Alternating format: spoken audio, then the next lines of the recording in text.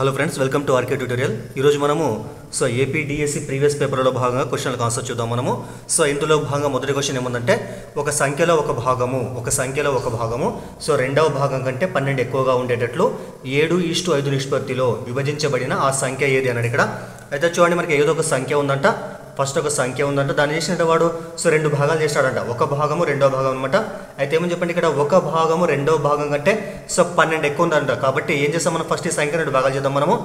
ఆ సంఖ్యలో ఒక భాగం ఎంత మనం ఎక్స్ అనుకుంటే ఇంకో భాగం ఎంత అయిపోయినప్పుడు మొదటి భాగము రెండో భాగం కంటే 12 ఎక్కువ ఉంది. ఏం చేస్తాం అప్పుడు మనము x+12 అనమాట. సరే, ఏదో ఒకటి ఇక్కడ ఆ సంఖ్య 2 భాగాలు కాబట్టి ఒక భాగం ఎక్స్ అయితే రెండో భాగం ఏం కావాలి ఆటోమేటిక్గా మనకి అది 12 ఎక్కువ ఉండాలి. కాబట్టి ఒకటేమో ఎక్స్ ఒకటేమో x+2 అనమాట. ఈ సంఖ్య యొక్క 2 భాగాలు ఇవి. అయితే మళ్ళీ ఏమిచ్చింది ఇక్కడ ఉండేటట్లు ఈ నిష్పత్తులు ఏమన్నా ఇక్కడ మనకి 7:5 నిష్పత్తులో విభజించబడిన ఆ సంఖ్య ఏది అన్నాడు. ఇక్కడ అయితే మనకి 7:5 ఉంది. ఇక్కడ దీంట్లో ఏం చేస్తాం మనము, పెద్ద విలువ అంటే మనకి x+12 కాబట్టి ఏం చేస్తాం మనము x+12:x. పెద్ద భాగము ఈస్టు చిన్న భాగం ఎంత అయిపోయినప్పుడు వాటి నిష్పత్తి ఎంత అయిపోయింది ఇక్కడ 7:5కు సమానం అంటే ఎప్పుడైనా గుర్తుపెట్టుకోండి. పెద్ద భాగానికి సమానం చేసుకోండి, చిన్న భాగం అనమాట. ఇక్కడ ఈ విధంగా రాసుకున్నాం. తర్వాత ఏం చేస్తాం మనము వీటి నిష్పత్తి ఏంటి అని రాస్తాం మనము a/bని మనం a/bగా రాసుకుంటాం. కాబట్టి దీని ఏం రాస్తాం మనం అంటే x+12/xగా రాసుకోవచ్చు. ఇక్కడ ఏం రాస్తాం మనం 7:5 అంటే 7/5గా రాసుకోవచ్చు. క్రాస్ మల్టిప్లై చేస్తే ఏమొస్తుంది, అడ్డుగుణకారం అంటే 5తోనే మొత్తాన్ని గుణించాలా, xతోనే 7ని గుణించాలా మనము. అప్పుడు 5 చేత మొత్తాన్ని గుణిస్తే ఏమొస్తుంది చెప్పండి, ఇక్కడ 5 × x 5x ప్లస్ ఉంది ఇక్కడ, ప్లస్ ఇక్కడ 5×12 60 1260. ఇక్కడ తర్వాత x × 7 ఎంత చెప్పండి 7x అనమాట. కాబట్టి ఇదనమాట. మరి ఇక్కడ చూడండి, ఇక్కడ LHSలో 5x ఉంది, RHSలో ఏమని చెప్పండి ఇక్కడ 7x ఉంది. కాబట్టి 7x అంటే పెద్ద కాబట్టి ఏం చేస్తాం మనము ఈ చిన్నగా ఉన్నటువంటి 5x పంపిస్తాం మనం. కాబట్టి ఇక్కడ ఏముంటుంది ఇప్పుడు 60 మాత్రం ఉంటుంది. 60 కూడా ఎంత చెప్పండి ఇక్కడ 7x. ఈ 5x ఎక్కడ పోతే -5x అనమాట. తిప్పి రాస్తా 7x - 5x ఎంత చెప్పండి 2x ఉంటుంది ఇక్కడ. 2x కూడా ఎంత చెప్పండి ఇక్కడ 60 అనమాట. తర్వాత దీని నుంచి x ఏమొస్తుంది చెప్పండి, x కూడా మనకు 60 2 అక్కడ పోతే భాగిస్తుంది కాబట్టి బై 2 అనమాట. 2 × 2 30ల. కాబట్టి మనకు వచ్చినటువంటి x విలువ ఎంత అయిపోయింది ఇప్పుడు 30కి సమానం. అంటే x అంటే ఎంత అయిపోయింది ఇప్పుడు 30 అనమాట. అంటే ఇక్కడ చూడండి, ఇక్కడ మనం అనుకున్నటువంటి సంఖ్యలో మొదటి భాగం అంటే ఎంత ఉంది మనకి ఇక్కడ x. కాబట్టి x మనకి ఎంత వచ్చింది చెప్పండి, ఇక్కడ 30 వచ్చింది. అదేవిధంగా x+12 అంటే ఎంత అయిపోయింది, x అంటే 30 కాబట్టి 30 + 12 ఎంత అయిపోయినప్పుడు 30 + 12 42 అనమాట. అంటే ఈ సంఖ్య అంటే 2 భాగాలు కాబట్టి ఏం చేస్తాం మనం, మొదటి భాగం ఏమో 30కి సమానం, రెండో భాగం ఎంత అయిపోయింది 42 అనమాట. కాబట్టి 30 + 42 మొత్తం ఎంత అయిపోయింది 72కు సమానం. కాబట్టి మనకు కావాల్సినటువంటి మొత్తం సంఖ్య ఎంత అంటే మనకు 72కు సమానం అవుతుంది. నెక్స్ట్ రెండో క్వశ్చన్ చూడండి. రెండో క్వశ్చన్ ఏమందంటే దీర్ఘ చతురస్రం యొక్క పొడవు దాని వెడల్పు కన్నా 10 ఎక్కువగా ఉందంట. మరియు దాని చుట్టుకొలత 140 సెంటీమీటర్లు అయినా దాని యొక్క వైశాల్యం ఎంత అన్నాడు. అయితే చూడండి, పొడవు పెద్దగా ఉంది, వెడల్పు చిన్నగా ఉంది. మరి వెడల్పు కన్నా పొడవు ఎంత ఎక్కువ చెప్పండి, ఇక్కడ 10 ఎక్కువ ఉంది. కాబట్టి ఏం చేస్తాం ఇప్పుడు మనం ఫస్ట్ వెడల్పుని తీసుకుంటాం. వెడల్పు b = మనము ఫస్ట్ x యూనిట్లు అనుకుందాం మనము, x అనుకుందాం మనము. తర్వాత మరి b = x అయితే అప్పుడు L ఎంత చెప్పండి, b కంటే 10 ఎక్కువ ఉంది. కాబట్టి ఏం చేస్తాం మనము xకి ఎంత కలపాలి మనం 10 కలపాలి. మనం x+10 యూనిట్లు అనమాట అవుతుంది అనమాట ఇది. అగును. కానీ మనకి ఏమిచ్చింది ఇక్కడ దీర్ఘ చతురస్రం చుట్టుకొలత ఎంత చెప్పండి ఇక్కడ 140 సెంటీమీటర్స్ అన్న. మరి చుట్టుకొలత దీర్ఘ చతురస్రం చుట్టుకొలత ఫార్ములా 2 × L + b 2 × పొడవు ప్లస్ వెడల్పు ఎంత చెప్పండి ఇక్కడ మనకు చుట్టుకొలతకు సమానం. ఇది ఎంత మొత్తము 140కి సమానం అంట. చూడండి ఇక్కడ ఇక్కడ 2 వదిలిపోతే ఏం చేస్తే భాగిస్తారు కాబట్టి ఇప్పుడే క్యాన్సల్ చేద్దాం మనము. 2 × 2 270 అనమాట. ఇక్కడ అప్పుడు L + b ఎంత చెప్పండి, L + b = 70కి సమానం అవుతుంది. తర్వాత మీకు తెలుసు ఆల్రెడీ L ఎంత చెప్పండి ఇక్కడ x+10కి సమానం. కాబట్టి L + ఏం రాస్తాను నేను x+10 రాస్తున్నా. ప్లస్ అదేవిధంగా b అంటే ఎంత చెప్పండి x అనుకున్నాం కాబట్టి x = ఎంత చెప్పండి ఇక్కడ 70 అవుతుంది అనమాట. మరి x+x ఎంత చెప్పండి 2x అవుతుంది = 70. ఈ +10 ఎక్కడ పోతే ఏమవుతుంది -10 కాబట్టి -10 ఇక్కడ. దీని నుంచి 2x ఏమొస్తుంది చెప్పండి, అప్పుడు 2x = 70 - 10 = 60 వస్తుంది. నుంచి x ఎంత అయిపోయినప్పుడు 60 2 భాగిస్తుంది కాబట్టి బై 2 రాసుకుంటాం ఇక్కడ మనం. 2 × 2 3 కాబట్టి 30 వచ్చింది ఇక్కడ మనకి. కాబట్టి x అంటే ఎంత చెప్పండి మనకు ఇప్పుడు 30కి సమానమైంది. మరి x అంటే ఏం చెప్పండి ఇక్కడ మనకు తీసుకున్నటువంటి వెడల్పుకి సమానం. కాబట్టి b అంటే ఎంత అనుకున్నాము x అనుకున్నాం. కాబట్టి మరి x ఎంత అయిపోయింది ఇప్పుడు 30 వచ్చింది. కాబట్టి b అంటే ఎంత చెప్పండి ఇప్పుడు 30కి సమానమైంది. అంటే అర్థమైంది ఇక్కడ వెడల్పు 30 యూనిట్లకు సమానమైంది. 30 సెంటీమీటర్లు అంట, 30 సెంటీమీటర్లకు సమానము. మరి పొడవేం కావాలి మనకు x+10 ఇక్కడ. అంటే x అంటే 30 కాబట్టి 30 + 10 ఎంత అయిపోయినప్పుడు 40 సెంటీమీటర్లకు సమానం అవుతుంది. పొడవు ఏమో 40, వెడల్పు ఏమో 30 సెంటీమీటర్కి సమానమైంది. కానీ మనకేం కావాలి మనకి దీర్ఘ చతురస్రం యొక్క వైశాల్యం కావాలి. కాబట్టి దీర్ఘ చతురస్రం వైశాల్యం ఫార్ములా పొడవు × వెడల్పు L × b. L అంటే ఎంత వచ్చింది మనకు 40. × b అంటే ఎంత అయిపోయింది 30. కాబట్టి 2 గుణించాలి మనం. 4 మూలు ఎంత అయిపోయింది 12. తర్వాత 2 సున్నాలు కాబట్టి 1200 చదరపు సెంటీమీటర్లకు సమానమవుతుంది. సో తర్వాత మూడో క్వశ్చన్ చూడండి. మూడో క్వశ్చన్ ఈజీ క్వశ్చన్ ఇది కూడా. సో రెండు సంఖ్యల లబ్ధము 1,55,520 అంట. రెండు సంఖ్యల లబ్ధము 1,55,520 మరియు సో వాటి గాసాబు ఎంత చెప్పండి 72 అయితే కాసాగు ఎంత అన్నది ఇక్కడ అయితే మీకు తెలుసు ఆల్రెడీ. సో కాసాగు ఇంటూ గాసాబా ఫార్మాట్ మీకు తెలుసు ఆల్రెడీ. కాసాగు ఇంటూ సో గాసాబార్ గాసాక ఇసుకోలేని చెప్పండి. ఇచ్చినటువంటి ఏవైతే సంఖ్యలు ఉంటాయో సో వాటి లబ్ధానికి సమానం కాబట్టి రెండు సంఖ్యల సో లబ్ధము రెండు సంఖ్యల సో లబ్ధం అనమాట. ఇది గుర్తుపెట్టుకోవాలి మీరు. గాసాబా ఇంటూ కాసాబు ఈజ్వల్ అంటే ఇచ్చినటువంటి రెండు సంఖ్యల యొక్క లబ్ధం. అంటే మనకి ఏవైతే సంఖ్యలు ఇచ్చి వాటి గాసాబాకు అనుకొని చెప్తాడో ఆ సంఖ్యలు, అదేవిధంగా కాసాగు కూడా అవే సంఖ్యల యొక్క కాసాగు అంటే ఇచ్చిన రెండు సంఖ్యల యొక్క కాసాగు గాసాబా వేటివైతే కనుక్కుంటాం మనము ఆ సంఖ్యలను గుణిస్తే వచ్చేటువంటి విలువ ఆ కాసాగు ఇంటూ గాసాబాకు సమానం అనమాట.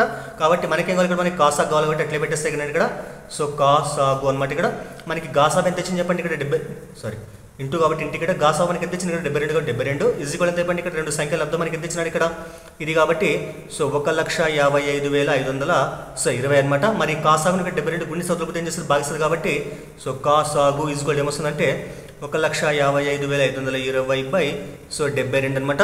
చూడండి ఇక్కడ సో దీంతో మనం ఏం చేయాలి ఇక్కడ బై ఉంది కాబట్టి మనం భాగారం చేస్తాం అనమాట. ఇక్కడ క్యాన్సల్ కూడా చేసుకోవచ్చు మనం. భాగారం చేసి చూద్దాం మనము. సో భాగారం చేస్తే ఏమొస్తుంది చెప్పండి 72 చేత దీన్ని భాగిద్దాం మనము.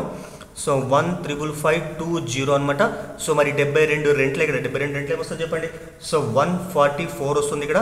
క్యాస్ మైనస్ చేస్తే ఏమొస్తుంది చెప్పండి 111 వస్తుంది ఇక్కడ. మళ్ళీ 5 దించుకుంటాం మనం. తర్వాత సో 72 ఎక్కం సో 72 అనమాట మీకు 3 ఉంటుంది ఇక్కడ. 11లో 7 పోతే చెప్పండి 4 వస్తుంది అనమాట. తర్వాత సో నెక్స్ట్ ఏం చేస్తాం ఇక్కడ మనం 2 దించుకుంటాం మనం. అంటే మొత్తం ఎంత 432 అనమాట. నెక్స్ట్ ఏం చేస్తాము సో 72 6ల 432 అనమాట. 72 6 ఎంత 432 అనమాట. మనకి శేషం 0 ఉంటుంది. ఇక్కడ ఒక విలువ 0 ఉంది. ఇక్కడ 0 రాసుకుంటాము. జస్ట్ 0 వదిలిపెడితే కాదు మనం దించుకున్నటువంటి విలువ కాబట్టి నెక్స్ట్ ఏం చేస్తాం 72 0ల 0 ఇక్కడ. కాబట్టి ఇప్పుడు మనకి దించుకోవడానికి విలువ లేనప్పుడు మనకి ఏదైతే శేషం మిగులుతుందో సో అది శేషం 0 అవుతుంది అనమాట. కాబట్టి మనకు వచ్చినట్టు భాగఫలం ఎంత అయిపోయింది ఇక్కడ 2,160 కాబట్టి అంటే అర్థమైంది ఇక్కడ.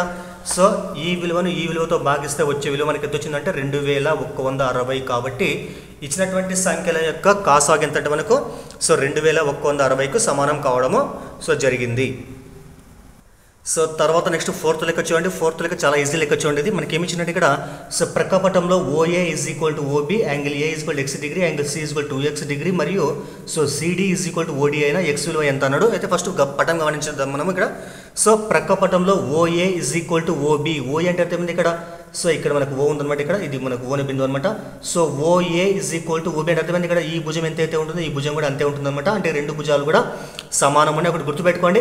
ఒక త్రిభుజంలో సో రెండు భుజాలు సమానం అంటే అప్పుడు ఏమంటారు దాన్ని ఆ త్రిభుజాన్ని సమద్విబాహు త్రిభుజం అని అంటారు. కాబట్టి ఈ రెండు భుజాలు సమానమైతే ఈ రెండు భుజాలు సమానంగా దీని ఏమంటారు దీన్ని సమద్విబాహు త్రిభుజం అని అంటారు.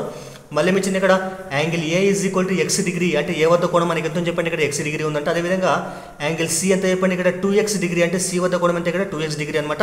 మరియు CD = OD. CD అంటే ఇక్కడ మనకి CD అంటే ఈ భుజం అనమాట. అదేవిధంగా OD అంటే అర్థమైంది ఈ భుజం అనమాట. అంటే ఈ రెండు భుజాలు కూడా సమానం ఉన్నాయంట. ఈ రెండు భుజాలు సమానం అంట. అయితే x విలువ ఎంత అన్నాడు ఇక్కడ చూడండి. ఇక్కడ ఈ రెండు భుజాలు కూడా సమానం అయితే ఏమంటున్నప్పుడు ఇది కూడా ఒక సమద్విబాహు త్రిభుజం, ఇది కూడా ఒక సమద్విబాహు త్రిభుజం కాబట్టి చూడండి. అయితే చూడండి ఇక్కడ ఫస్ట్ మనం పైన త్రిభుజాన్ని గమనించినట్లయితే ఈ రెండు భుజాలు సమానం ఉన్నాయి కాబట్టి ఇది ఒక సమద్విబాహు త్రిభుజం. కాబట్టి సమద్విబాహు త్రిభుజంలో సమానంగా ఉన్నటువంటి భుజాలకు ఎదురుగున్నటువంటి కోణాలు సమానం ఉంటాయి కాబట్టి ఈ భుజానికి ఎదురుగున్నటువంటి కోణం ఏమిటి ఇక్కడ C ఉంది అంటే 2x అనమాట. మరి ఈ భుజం సమాన భుజం అయితే మరి దీనికి ఎదురుగున్న కోణం ఏమని చెప్పండి ఇక్కడ ఇక్కడి కోణం అనమాట. కాబట్టి ఈ రెండు కోణాలు సమానం ఉంటాయి కాబట్టి ఇక్కడ కోణం 2x అయితే అప్పుడు ఇక్కడ కోణం ఎంత అయిపోయింది ఇక్కడ కూడా సో 2x ఉంటుంది. గుర్తుపెట్టుకోవాలా సమద్విబాహు త్రిభుజంలో సమాన భుజాలకు ఎదురుగున్నటువంటి కోణాలు సమానం ఉంటాయి కాబట్టి ఇక్కడ 2x ఉంటే ఇక్కడ కూడా 2x ఉంటుంది. అది అక్కడ అయిపోయింది అది. సో దాని తర్వాత చూడండి ఇక్కడ సో మనం ఇక్కడ CD తర్వాత AD ఈ రెండు రేఖాఖండాలు CD తర్వాత సో AD రేఖాఖండాలు సరే ఈ రెండు రేఖాఖండాలు ఒక బిందువు O వద్ద ఖండించుకున్నాయి. ఇక్కడ మరి రెండు రేఖాఖండాలు ఒక బిందువు వద్ద ఖండించుకుంటే ఏర్పడేటువంటి ఆపోజిట్ యాంగిల్స్ సమానం ఉంటాయి అంటే అర్థమైంది ఇక్కడ. సో ఇక్కడి కోణం మనకు 2x ఉంటే ఇక్కడి కోణం కూడా మనకు 2xే ఉంటుంది. సో మరి ఈ కోణాలు ఏమంటారంటే శీర్షాభిముఖ కోణాలని అంటారు. గుర్తుపెట్టుకోవాలా శీర్షాభిముఖ సో కోణాలు అంటారు. అంటే ఈ విధంగా రెండు రేఖలు ఖండించుకున్నప్పుడు ఏర్పడేటువంటి ఆపోజిట్ యాంగిల్స్ ఇక్కడి కోణం ఇక్కడి కోణానికి సమానం ఉంటుంది. సో ఇక్కడి కోణం ఇక్కడి కోణానికి సమానం ఉంటుంది అంటే అక్కడ గుర్తుపెట్టుకోవాలి మీరు. సో కాబట్టి ఈ కోణం 2x అయితే ఈ కోణం అంటే ఇక్కడ 2x అనమాట. మళ్ళీ చూడండి ఇక్కడ ఇది ఒక సమద్విబాహు త్రిభుజం అంటే అర్థమైంది. ఇక్కడ ఈ రెండు భుజాలు సమానం ఉండే కాబట్టి సమాన భుజాలకి ఎదురుగా ఉండేటువంటి కోణాలు సమానం ఉంటాయి కాబట్టి దీనికి ఎదురుగుండే కోణం మీకు ఏముంది ఇక్కడ 2x కాబట్టి దీనికి ఎదురుగుండే కోణం అప్పుడు ఏముంటుంది చెప్పండి, ఇక్కడ కూడా మనకు 2x ఉంటుంది. కాబట్టి సో ఈ త్రిభుజం తీసుకుంటే మనం త్రిభుజం ABO తీసుకుంటే మనం సో త్రిభుజము ABOలో ఉన్నటువంటి ఈ 3 కోణాలు తెలుసు మనకి x 2x 2x. కాబట్టి మనకు తెలుసు ఆల్రెడీ ఒక త్రిభుజంలో ఉండేటువంటి 3 కోణాల మొత్తము 180కి సమానం కాబట్టి ఈ త్రిభుజంలోని 3 కోణాలు కలిపితే ఒక కోణం ఎంత చెప్పండి x, ఇంకో కోణం ఎంత చెప్పండి 2x, మరో కోణం ఎంత చెప్పండి ఇక్కడ సో 2x. కాబట్టి x + 2x + 2x ఎంత చెప్పండి ఇక్కడ మనకు 180కి సమానం అవుతుంది. కాబట్టి ఇక్కడ చూడండి సో x + 2x + 2x ఎంత చెప్పండి 5xకి సమానం. సో 5x = 180 అవుతుంది అనమాట. మరి x ఎంత అయిపోయినప్పుడు సో 180 5 తొలగితే భాగిస్తారు కాబట్టి /5 రాసుకుంటాం మనం. క్యాన్సిల్ చేస్తే 5 × 5 5 × 3 15 ఇక్కడ మళ్ళీ 3 ఉంటుంది 0 30 కాబట్టి సో 5 × 6 30 కాబట్టి మనకు వచ్చినటువంటి x విలువ ఎంత అంటే ఇక్కడ మనకు సో 36 సో డిగ్రీలకు సమానం అవుతుంది. ఇది ఆన్సర్ అవుతుంది అనమాట. సో తర్వాత ఐదో క్వశ్చన్ చూడండి. ఐదో క్వశ్చన్ ఏముందంటే 243 into x × 81/5 whole to the power of -3 into 3/5 whole to the power of 3 into so 3 to the power of -1 is equal to 3/0 అంట. అయితే x విలువ ఎంత అన్నది ఇది మన ఘాతాంక న్యాయాలకు సంబంధించినటువంటి క్వశ్చన్ అనమాట. అయితే చూడండి మీకు ఏముంది ఇక్కడ 243 to the power of x ఉంది ఇక్కడ. మరి చూడండి ఇక్కడ 243 ఏదైతే ఉంటుందో సో 243కి మనం కారణాంకాలు కడితే ఏమొస్తాయి చెప్పండి సమాన కారణాంకాలు. సో 3 ఎక్కలు పోతుంది అనమాట. ఇది 3 × 3 × 3 × 3 × 3గా రాసుకోవచ్చు. అంటే అర్థమైంది ఇక్కడ సో 3/5గా రాసుకోవచ్చు మనం. మీరు కారణాంకాలు కడితే వచ్చేసరికి మీకు కావాలంటే ట్రై చేసుకోవచ్చు మీరు. సో ఇలా తీసుకొని మీరు 3 ఎంబుల 3 ఒకటి తీసుకొని చేసుకుంటూ పోవచ్చు మనం. కాబట్టి 243 కూడా ఎంత ఇక్కడ మనకు 3/5కి సమానం. కాబట్టి ఏం చేస్తాను ఇక్కడ నేను ఈ ప్లేస్లో సో 3/5 రాస్తా. పైన ముందు ఆ ఘాతంగా మనకు ఆల్రెడీ x ఉంది కాబట్టి x రాస్తున్నా. ఇంటూ ఇక్కడ చూడండి ఇక్కడ so 81/5 whole to the power of -3 ఏదైతే ఉంటుందో చూడండి ఇక్కడ ఎప్పుడన్నా కానీ ఘాతాంకము మనకు మైనస్లో ఉండి సో లోపల భిన్నం ఉంటే ఏం చేస్తాం మనము ఈ ఘాతాంకం ప్లస్గా మారడం సింపుల్గా ఏం చేస్తాం మనము ఈ విలువల్ని మనం భిన్నాన్ని తిప్పి రాస్తాం అంతే మనం. అంటే ఏమో చెప్పండి సో 5/81 రాసి ఏమవుతుంది అప్పుడు ఘాతాంకం మనకు -3 కాస్త +3గా మారుతుంది. So 81/5 whole to the power of -3 రాసుకోవచ్చు మనం. 5/81 whole to the power of 3గా రాసుకోవచ్చు. ఇక్కడ ఏమో చెప్పండి ఆటోమేటిక్గా మీకు so 3/5 whole to the power of 3 అదేవిధంగా ఉంది. సో అదేవిధంగా ఇక్కడేమో చెప్పండి ఇక్కడ 3 to the power of -1 ఉంది. అది ఎప్పుడైనా కానీ ఘాతాంకం మైనస్ అంటే ఏం చేస్తాం మనం ప్లస్గా రావాలంటే 1/, రాస్తాం కాబట్టి సో 1/3/1 ఇక్కడ సో -1 +1 అవుతుంది కాబట్టి 1 లేకుండా ఏం కాదు కాబట్టి 1/3గా రాసుకోవచ్చు మనం. ఈక్వల్ ఎంత అయిపోయింది ఇక్కడ సో 3/0కి సమానం అనమాట. సో దాని తర్వాత ఇక్కడ చూడండి మీకు తెలుసు already a to the power of m whole to the power of n, a to the power of m whole to the power of n is equal to so a to the power of m into n అంటే అర్థమైంది ఇక్కడ so ఒక భూమికి 2 ఘాతాంకాలు ఉంటే so వాటిని ఏం చేయాలి 2 కూడా ఘాతాంకాలు గుణించాలి మనం. కాబట్టి so 3 to the power of 5 into x అనమాట ఇక్కడ. కాబట్టి ఏమొస్తుంది 5 into x అంటే 5x వస్తుంది. ఇంటూ ఇక్కడ చూడండి ఇక్కడ so 5/8 81 to the power of 3 into 3/5 whole to the power of 3 ఉంది ఇక్కడ. ఈ రెండు విలువలకు ఘాతాంకాలు సేమ్ ఉంటే ఏం చేస్తాం మనము సో ఈ రెండు విలువల్ని లబ్ధంగా రాసి 5/81 ఇంటూ సో 3/5 రాసి whole to the power of మనము సో రెండు ఘాతాంకాలు సేమ్ కాబట్టి పవర్ 3గా రాసుకోవచ్చు మనం. ఇంటూ ఎంత చెప్పండి ఇక్కడ సో 1/3 = ఎంత చెప్పండి 3/0కి సమానం అవుతుంది ఇక్కడ. సో తర్వాత చూడండి ఇక్కడ సో క్యాన్సిల్ చేద్దాం. 5 క్యాన్సిల్ ఇక్కడ 5 క్యాన్సిల్ ఇక్కడ లవాలు కాబట్టి నెక్స్ట్ ఇక్కడ 3 × 3 సో 3 27 ఇక్కడ కాబట్టి సో 27 పోతుంది ఇక్కడ. నెక్స్ట్ ఏమవుతుంది ఇక్కడ so 3 to the power of 5x so into ఎంత చెప్పండి ఇక్కడ 1/27 మాత్రమే 27 to the power of ఎంత చెప్పండి ఇక్కడ సో 3 ఉంది. ఇంటూ ఎంత చెప్పండి ఇక్కడ 1/3 = ఎంత అంటే 3 to the power of 0కి సమానము. సో దాని తర్వాత 3/5x మీకు తెలుసు ఆల్రెడీ 1/27 రాస్తాం మనము. 3 × 3 × 3గా రాసుకోవచ్చు 3³ అనమాట. సో 3 అనమాట రాసుకోవచ్చు మనం. 3/3 రాసుకోవచ్చు. పైన ముందు ఆటోమేటిక్గా ఇక్కడ 3 ఉంది కాబట్టి 2 గుణిద్దాం మనం డైరెక్ట్ అవుతుంది ఇక్కడ సరే రాస్తాను. 1/3/3 whole to the power of 3 ఇక్కడ ఇంటూ ఎంత అయిపోయింది ఇక్కడ 1/3 = ఎంత అయిపోయింది 3/0 అనమాట. సో దాని తర్వాత సో 3/5x ఇంటూ ఈ రెండు గుణిస్తాం మనం. 1/m ఏమొస్తుంది 3 ఘాతాంకము సో 3 × 9 ఇంటూ ఏముంది ఇక్కడ 1/3 పవర్ ఏం లిమిటెడ్ పవర్ 1 తీసుకుంటాం మనము. = ఎంత అయిపోయింది సో 3/0 అనమాట. దాని తర్వాత సో 3/5x సో ఇంటూ ఇవి పైకి పోతే ఏమైతే 3 to the power of -9 into ఇది కూడా పైకి వస్తే మళ్ళీ సరే పైకి పంపిద్దాం. So 3 to the power of -1 = ఎంత అంటే 3/0. సో దాని తర్వాత ఇక్కడ భూములని సమానం అనేప్పుడు ఏం చేస్తాం ఘాతాంకాలను కలిపి రాస్తాం మనం. అంటే ఏమొస్తుంది ఒకటే ఘాతం రాస్తే 3/5x -9 -1 ఎంత అంటే 3/0గా తీసుకుంటాం మనము. నెక్స్ట్ ఏంటి ఇక్కడ సో ఉండి ఇరువైపుల భూములు సమానం ఉన్నాయి 3 ఉన్నాయి కాబట్టి ఏం చేస్తాం ఘాతాంకాలు కూడా సమానం చేసుకుంటే అప్పుడు ఏమొస్తుంది చెప్పండి ఇక్కడ రాస్తా ఘాతాంకాలు సమానం చేసుకుంటే ఏమొస్తుంది 5x -9 -1 ఎంత అయిపోయింది -10కి సమానం అవుతుంది. ఇది కూడా ఎంత అయిపోయింది ఇక్కడ 0 కాబట్టి 0కి సమానం చేస్తాం. కాబట్టి 5x కూడా ఎంత అయిపోయింది 10 అక్కడ పోతే ఏమవుతుంది +10. అప్పుడు x ఏమొస్తుంది చెప్పండి 10/5. కాబట్టి క్యాన్సల్ చేస్తే 5 ఎక్కం 5 రెంట్ల. సో x విలువ మనకి ఎంతకు సమానం అంటే అప్పుడు మనకు 2కి సమానం అవుతుంది అనమాట. So x = 2. చాలా ఈజీ లెక్క అనేది మీకు కొద్దిగా లెంత్గా ఎక్స్ప్లెయిన్ చేసిన మీరు ఈజీగా కూడా చేసుకుంటే కొద్దిగా ప్రాక్టీస్ చేసి ఈజీగా కూడా చేసుకుంటూ పోవచ్చు మనం. సో నెక్స్ట్ 6వ క్వశ్చన్ చూడండి. 6వ క్వశ్చన్ ఏముందంటే చాలా ఈజీ క్వశ్చన్ చూడండి. ఇది ఏమిచ్చిన ఇక్కడ 32 సెంటీమీటర్లు 16 సెంటీమీటర్లు మరియు 8 సెంటీమీటర్లు కొలతలుగా గల సో లోహపు దీర్ఘఘనం కరిగించి 8 సెంటీమీటర్లు భుజంగా గల సమఘనములుగా చేయగా సమఘనాల సంఖ్య ఎంత అంటే ఇప్పుడు గుర్తుపెట్టుకోండి. సో ఏదైనా ఒక పెద్ద వస్తువును సో కరిగించి లేకపోతే దాన్ని మనం మార్చి చిన్న చిన్న వస్తువులుగా తయారు చేసినట్లయితే సమానంగా ఉన్నటువంటి చిన్న చిన్న వస్తువులుగా తయారు చేసినట్లయితే ఆ చిన్న చిన్న వస్తువుల యొక్క సంఖ్య కోసం ఏం చేస్తామంటే మనం దాన్ని ఆ సంఖ్యని ఎన్ని అనుకుంటే ఎన్ని కొంటే ఏమవుతుందంటే సో పెద్ద వస్తువు ఘన పరిమాణము బై సో చిన్న వస్తువు సో ఘన పరిమాణం అన్నమాట. ఈ విధంగా చేస్తే మనకు ఆన్సర్ ఈజీగా వస్తుంది అనమాట. గుర్తుపెట్టుకోవాలా పెద్ద వస్తువు ముందుగా ఉంటుంది. దాన్ని ఏం చేస్తాం మనము ఇటువంటి చిన్న చిన్న వస్తువులుగా విభజించినట్టు ఏం చేస్తాం మనము పెద్ద వస్తువు ఘన పరిమాణాన్ని ఒక చిన్న వస్తువు ఘన పరిమాణం చేత భాగిస్తే మనకి ఏమొస్తుందంటే చిన్న వస్తువుల యొక్క ఘన పరిమాణం వస్తుంది చిన్న వస్తువుల యొక్క సంఖ్య వస్తుందన్నమాట. కాబట్టి సో దాన్ని ఎన్ని అనుకున్నామో n = ఇప్పుడు మరి పెద్ద ఘనం అంటే మనకి పెద్ద వస్తువు మనకి దేనిలాగా చెప్పండి ఇక్కడ సో దీర్ఘఘనం లాగా ఉంది. మరి దీర్ఘఘనం యొక్క ఘన పరిమాణం ఏం చెప్పండి so L so B H అనమాట. అదేవిధంగా చిన్న వస్తువు ఏం చెప్పండి ఇక్కడ మనకి సమఘనం యొక్క ఘన పరిమాణం ఏం చెప్పండి సో A ఆర్ భుజం లేకపోతే సో A³ రాసుకుంటామని డైరెక్ట్ రాసిన నేను ఇక్కడ.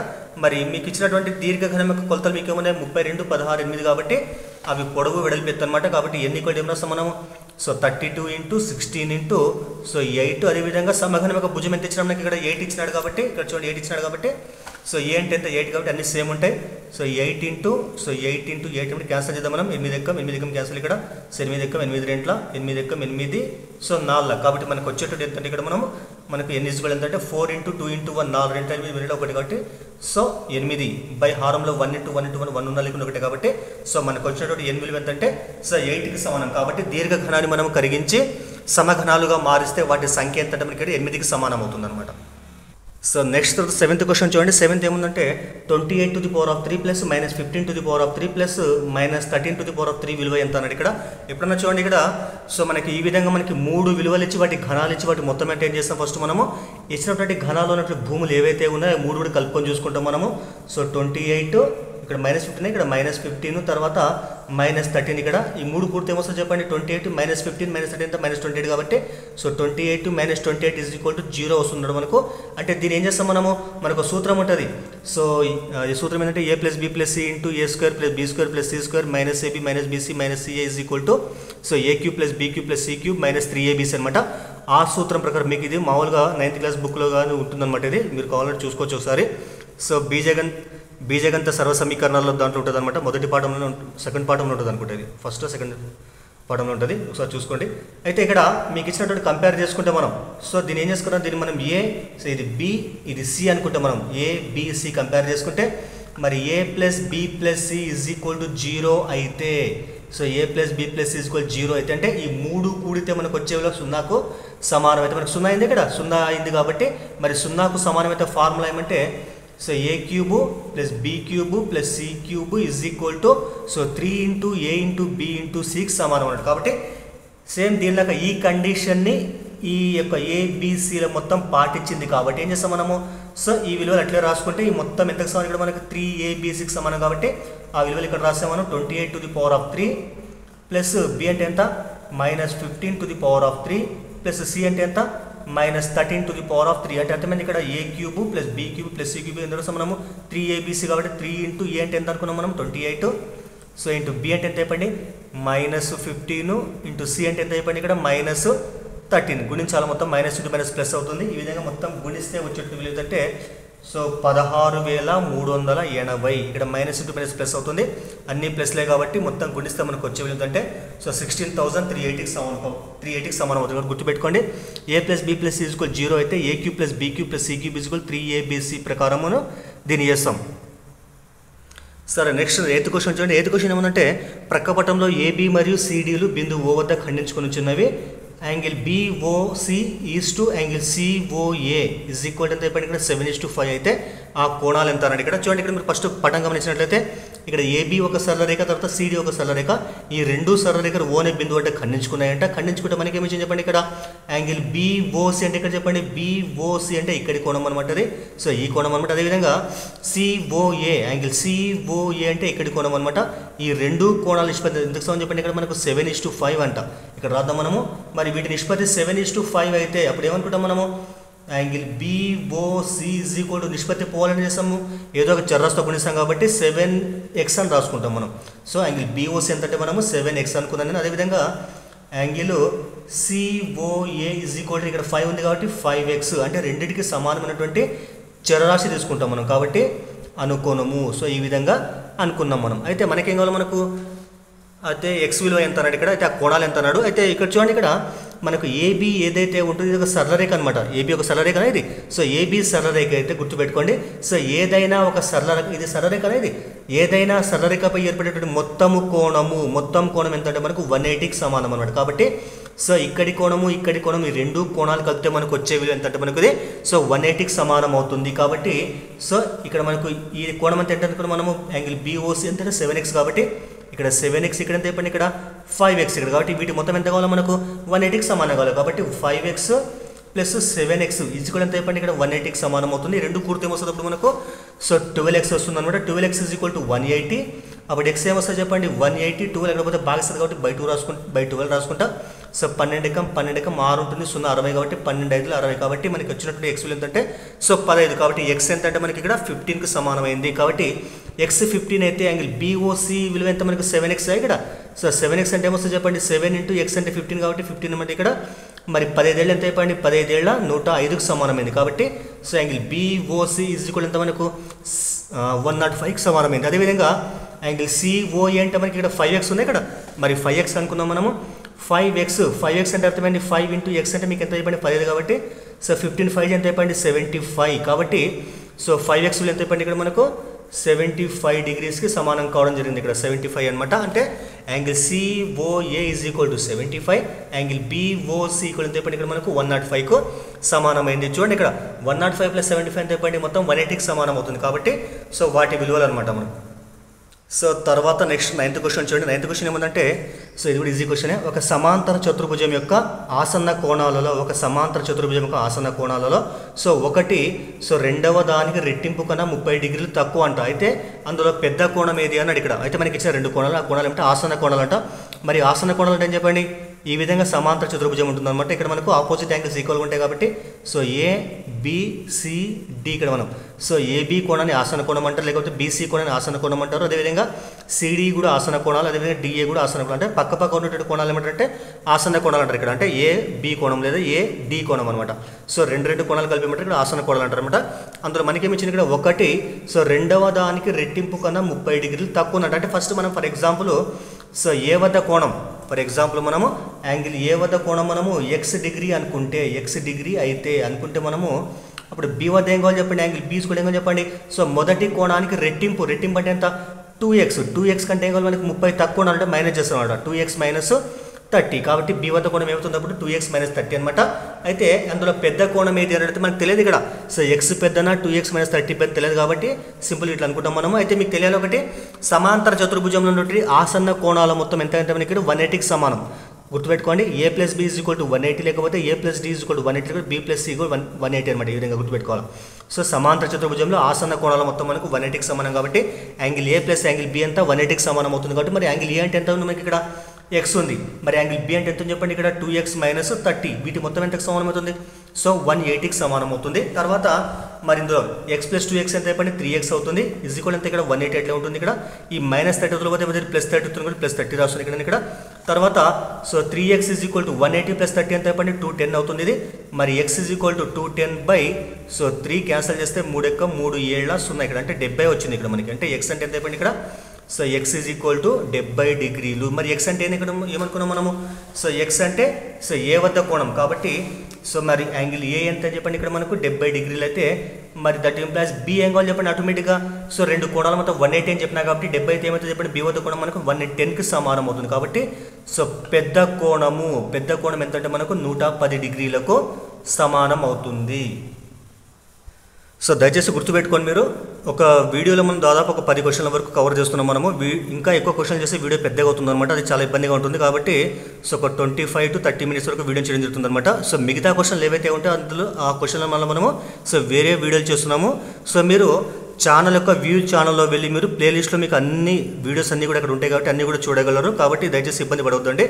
సో ఇందుకు సంబంధించినటువంటి అన్ని వీడియోస్ కూడా ప్లేలిస్ట్లో ఉంటాయి, దయచేసి ప్లేలిస్ట్లో వెళ్ళి చూడండి మీరు. సో తర్వాత 10వ క్వశ్చన్ చూడండి. 10వ క్వశ్చన్ ఏముందంటే, ప్రక్క పటంలో ఏబిసిడి దీర్ఘ చతురస్రంలో ఏబి x+3 సెంటీమీటర్లు, బీసీ x-3 సెంటీమీటర్లు మరియు దాని చుట్టుకొలత 44 సెంటీమీటర్లు అయినా షేడ్ చేసినటువంటి ప్రాంతం యొక్క వైశాల్యం ఎంత అన్నాడు. చూడండి ఇక్కడ మరి ఏబి అంటే మనకి ఎంత చెప్పండి, ఇక్కడ x+3 అనమాట. కాబట్టి ఏబి ఎంత ఇక్కడ మనకు x+3కి సమానం అవుతుంది. ఇది మనకి పొడవుకు సమానం, ఎల్కి సమానం అవుతుంది. సో ఎల్ x+3 సెంటీమీటర్స్ అనమాట. అదేవిధంగా సో బీసీ అంటే ఏదైనా ఇక్కడ మరి ఇక్కడ రాస్తుంది, బీసీ ఎంత ఇచ్చాడు మనకి ఇక్కడ x-3 అనమాట. సో x-3 సెంటీమీటర్ అనమాట. ఇది దేనికి సమానం ఇక్కడ మనకి, సో బీకి సమానం. బి అంటే అర్థమైంది ఇక్కడ వెడల్పుకి సమానం. ఎల్ అంటే x+3, బి అంటే ఎంత చెప్పండి ఇక్కడ x-3 అనమాట. కానీ మనకేమిచ్చింది చెప్పండి ఇక్కడ ఇంకా ఆల్రెడీ మనకు. సో దాని చుట్టుకొలత అంటే దేని చుట్టుకొలత, దీర్ఘ చతురస్రం చుట్టుకొలత ఎంత చెప్పండి ఇక్కడ మనకు 44 సెంటీమీటర్స్ అనమాట. కాబట్టి మనకు తెలుసు ఆల్రెడీ దీర్ఘ చతురస్రం చుట్టుకొలత ఫార్ములా 2 × L + B. సో 2 × పొడవు ప్లస్ వెడల్పు ఎంత చెప్పండి 44 సెంటీమీటర్స్. కాబట్టి 44 రాసిన ఇక్కడ. మరి 2 అవతల పోతే భాగిస్తారు కాబట్టి క్యాన్సల్ చేస్తున్నాయి ఇక్కడ. సో 2 × 2 22. కాబట్టి ఎల్ + బి ఎంత అంటే మనకు 22కు సమానం అవుతుంది. అయితే మనకు తెలుసు ఆల్రెడీ ఎల్ అంటే ఎంత అనుకున్నాం మనము x+3 కాబట్టి ఇక్కడ రాస్తాం. ఇక్కడ ఎల్ అంటే x+3 ప్లస్ బి అంటే ఎంత చెప్పండి ఇక్కడ రాసినా కదా x-3 ఎంత చెప్పండి 22కు సమానం అవుతుంది. సో +3 - 3 రెండు క్యాన్సల్ అయిపోతే మనకి ఏముంటుంది ఇప్పుడు x+x. కాబట్టి x+x ఎంత 2x ఎంత చెప్పండి 22 అనమాట. 2 అక్కడ పోతే భాగిస్తుంది కాబట్టి సో క్యాన్సల్ చేస్తాం మనం. 2 × 2 11 కాబట్టి x ఎంత అయిపోయింది ఇప్పుడు మనకు 11కు సమానమైంది. x అంటే 11. దీని నుంచి మనం పొడవు అనుకుందాం మనము. సో మరి పొడవు అంటే ఎంత, ఎల్ x+3 కాబట్టి x+3 x అంటే ఎంత 11 + 3 ఎంత అయిపోయింది ఇక్కడ 11 + 3 అంటే 14కి సమానం అవుతుంది. అదే బి అంటే వెడల్పు అనమాట. మరి x-3 అంటే ఎంత, సో 11 - 3 ఎంత అయిపోయింది ఇక్కడ 8కి సమానం అవుతున్నాడు. కాబట్టి సో 8కి సమానం. కానీ మనకి కావాలి మనకు లెక్క ప్రకారం మనకు షేడ్ చేయబడినటువంటి ప్రాంతం యొక్క వైశాల్యం ఎంత అన్నాడు. అయితే చూడండి ఇక్కడ మీరు ఫస్ట్ పటం గమనించినట్లయితే ఇచ్చిన పటం మనకు దీర్ఘ చతురస్రం అవుతుంది అనమాట. దీని కరెక్ట్ మధ్య గుండా మనం మనకు ఒక సో ఇక్కడ మనకు ఒక లంబం గీసినాడు. ఈ విధంగా మనకు 2 భాగాలు చేసినాడు ఇక్కడ. మరి ఇక్కడ ఏంటంటే చిన్న పటం కూడా మనకి ఏమవుతుంది, దీర్ఘ చతురస్రం అవుతుంది. ఇది దీర్ఘ చతురస్రం అనమాట. ఇక్కడ మనకు దీన్ని గమనిస్తే మనము దీర్ఘ చతురస్రంలో షేడ్ చేయబడినటువంటి ప్రాంతం ఎంతైతే వైశాల్యం ఆక్రమించి ఉంటుందో షేడ్ చేయని ప్రాంతం కూడా అంతే వైశాల్యం ఆక్రమించి ఉంటుంది. అంటే అర్థమైంది ఇక్కడ షేడ్ చేసిన ప్రాంతము దీర్ఘ చతురస్రంలో సగభాగం ఉంటుంది. అదేవిధంగా షేడ్ చేయని ప్రాంతం కూడా మనకు దీర్ఘ చతురస్రం సగం వైశాల్యం కలిగి ఉంటుంది. కాబట్టి సింపుల్గా మనం ఏం చేస్తామంటే మనము దీర్ఘ చతురస్ర వైశాల్యము L × B ఎంత వస్తుందో చెప్పండి. L × B అంటే 14 × 8 14 ఎంత చెప్పండి 112 చదరపు సెంటీమీటర్లు. ఇదనమాట. ఇది అంటే మొత్తం వైశాల్యం, అది ఈ పటాలకు మొత్తం వైశాల్యం అనమాట. మరి ఈ సగ ప్రాంతం మనం మీకు చెప్పినా కాబట్టి అప్పుడు ఏమైతే చెప్పండి, సో సగ ప్రాంత వైశాల్యం ఎంతంటే మనకు 112/2 అనమాట. క్యాన్సల్ చేస్తే ఏమొస్తారు మనకి 56 చదరపు సెంటీమీటర్లు. ఈ విధంగా చేయొచ్చు మనం సింపుల్గా. పటం చూసి మనం ఈజీగా చేసుకుంటూ వచ్చు మనము. సో షేడ్ చేసిన ప్రాంత వైశాల్యం ఏంటంటే 56 చదరపు సెంటీమీటర్లు. లేదు మనము లెక్క ప్రకారం చేద్దామంటే మనకి ఏమొచ్చింది చెప్పండి, ఇక్కడ దీర్ఘ చతురస్రం యొక్క మొత్తం వైశాల్యం ఎంత అంటే మనకు 112 చదరపు సెంటీమీటర్లు అనమాట. ఇక్కడ మీరు గమనిస్తే త్రిభుజం ఉందా ఇక్కడ. మరి త్రిభుజంలో ఎల్ అంటే ఎంత ఇక్కడ త్రిభుజానికి భూమి ఇది అంటే x+3కి సమానమైంది. ఈ మొత్తం మనకి ఎంత వచ్చింది 14 కాబట్టి మొత్తం పొడవు మనకి ఎంత అయిపోయింది ఇక్కడ సో 14కు సమానమైంది. మరి బి అంటే ఎంత ఇక్కడ మనకి ఇదికి సమానమైంది. ఈ బీసీ ఎంతైతే ఉంటుందో ఈ పొడవు కూడా అంతే, త్రిభుజం యొక్క ఎత్తు కూడా అంతే ఉంటుంది. కాబట్టి సో దాని ఒక పొడవు మనకి ఎంత 8 కాబట్టి ఇది 8 అనుకుంటే మనము. మరి ఈ షేడ్ చెయ్యని అంటే ఇక్కడ ఉన్నటువంటి లోపలి త్రిభుజం యొక్క వైశాల్యం ఎంతంటే మనకు మీకు తెలుసు ఆల్రెడీ 1/2 సో భూమి × ఎత్తు త్రిభుజం యొక్క వైశాల్యం ఇది. సో మరి 1/2 బి అంటే ఎంత చెప్పండి, సో ఎంత అనుకున్నాం మనము, సో భూమి కాబట్టి 14 × హెచ్ అంటే ఎంత అనుకున్నాము 8 కాబట్టి 8 ఇక్కడ. సో 2 × 2 7 ఎంబులు ఎంత 8 56 చదరపు సెంటీమీటర్లు. కాబట్టి ఏం చెప్పండి త్రిభుజం యొక్క వైశాల్యం అనమాట. ఇప్పుడు చూడండి ఇక్కడ మరి షేడ్ చేసిన ప్రాంతం అంటే ఎట్లా వస్తుందో చెప్పండి. అది ఈ మొత్తము దీర్ఘ చతురస్ర వైశాల్యం నుంచి మనము త్రిభుజం యొక్క వైశాల్యం తీసేస్తే వచ్చేదే మనకు ఈ ప్రాంతం యొక్క షేడ్ చేసిన ప్రాంతం యొక్క వైశాల్యం. కాబట్టి మరి దీర్ఘ చతురస్ర వైశాల్యం ఎంత 112 మైనస్ త్రిభుజ వైశాల్యం ఎంత చెప్పండి 56. కాబట్టి సో 112 - 56 ఎంత వస్తుంది చెప్పండి 56 వస్తుంది. కాబట్టి 56 చదరపు సెంటీమీటర్లు. ఎలా చేసినా మనకు 56 రెండు కూడా సేమ్ రావడం జరుగుతుందన్నమాట. ఓకే, దయచేసి వీడియోని లైక్ చేయండి, షేర్ చేయండి, అదేవిధంగా ఛానల్ సబ్స్క్రైబ్ చేయండి. సో మిగతా క్వశ్చన్లు ఏవైతే ఉన్నాయో అవి కూడా ఖచ్చితంగా చేస్తాను, కాబట్టి మీరు టెన్షన్ పడాల్సిన అవసరం లేదు. సో అవన్నీ మనకు ప్లేలిస్ట్లో ఉంటాయి, సో మీరు అందులో వెళ్ళి చూడగలరు. Thank you.